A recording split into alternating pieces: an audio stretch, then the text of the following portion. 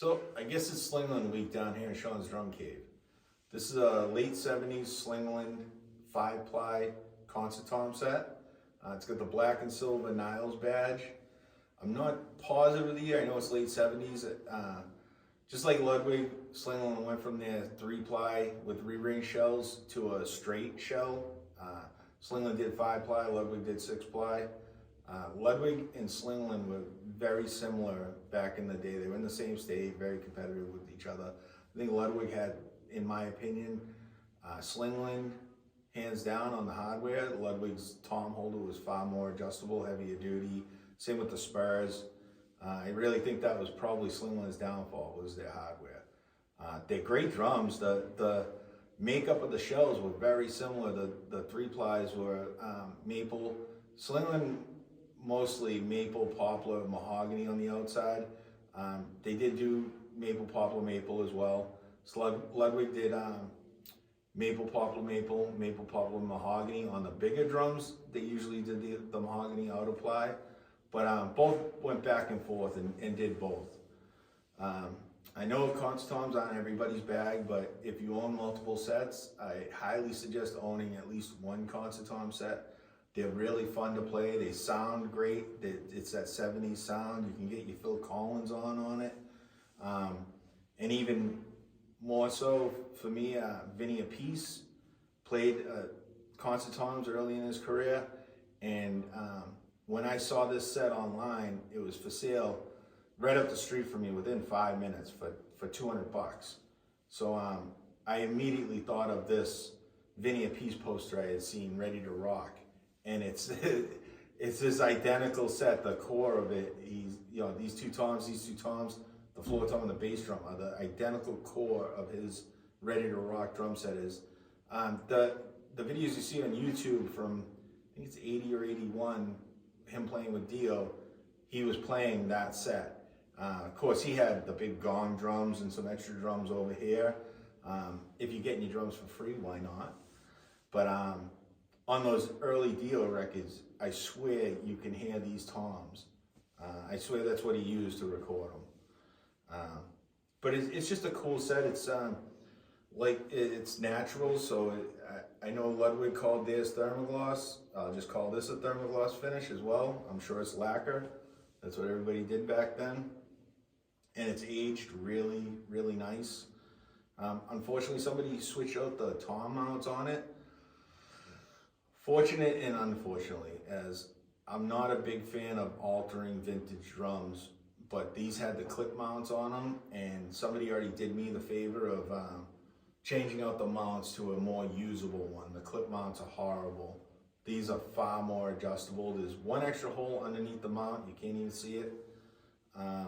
So again, they did me a favor on that because I wouldn't have done it, but I'm kind of glad it is done so I can use a regular stand and adjust the toms better. So I haven't stripped or restored this set yet. It was fairly clean when I got it, besides some a nasty ass pillow in the bass drum. I did wipe everything down and disinfect it, but I haven't stripped it and polished the chrome or anything. There's still a little bit of rust here and there, and eventually I do want to completely restore this set as well. So I'll get you up close to it, and you can look at it. I got my beat up 6.5 inch Sound King back here. It's got the TDR throw. It was a high school drum, very close to me, not far away. It's got the high school engraved in it, but it is dented up and beat up. I took some of the dents out of it and cleaned it and put it back together, and it's one of my favorite snares. It's been used and abused, but it sounds awesome in my opinion. I love it. So we'll get you up close to them. I know that's the wrong logo on the front head. It's the earlier one, but I like it. Anyways, yeah, it's just got that beautiful amber lacquer thermogloss finish. And I think those are just generic Gibraltar mounts, but like I said, the kid did me a favor because these are way more functional than those awful clip mounts. Yeah, like I said, it's in it's in fairly decent condition, surprisingly, because when I went to pick it up, it was just in front of a garage. And I think it probably sat in that garage for a long, long time. It was out in the driveway when I pulled up. I saw it and just Venmo'd him. I never even met the kid. So it's just still, these are actually the black dots that were on it when I bought it. I got some A-Customs with it. Some Master Sound hats. And this is my used and abused Sound King. This one's got the, I think it's, what is it, TRD or TDR maybe, throw off on it. I have two of these. One is mint. This one is definitely not mint. My other one has the a different throw off on it. But I originally thought that was Norwell, which is 2 towns away from me, but it's actually, I think it's Norwalk, Connecticut, high school band engraved in it. It's got some numbers. It's still got some dents and everything like that. I banged some of them out, but basically just cleaned it up and playing it, and it sounds awesome. Something about the used and abused snares just always end up sounding killer. It's the mojo. But anyways, that's it.